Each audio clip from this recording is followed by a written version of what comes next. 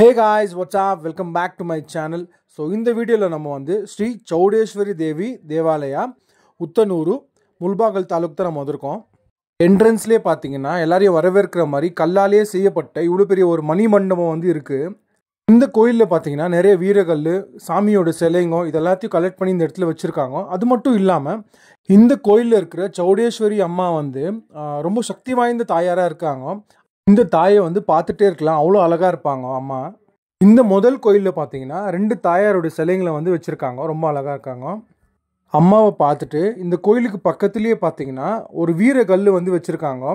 அதாவது போரில் இறந்த ஒரு வீரனுக்கு வந்து இங்கே வந்து ஒரு வீரக்கல் வச்சுருக்காங்க, அதையும் நீங்கள் பார்க்கலாம்.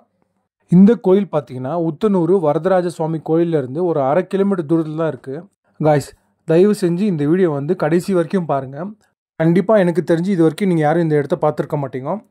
இதே போல் நிறைய வீடியோக்காக என் சேனலை வந்து சப்ஸ்கிரைப் பண்ணி நிறைய பேருக்கு வந்து ஷேர் பண்ணுங்கள் காய்ஸ்.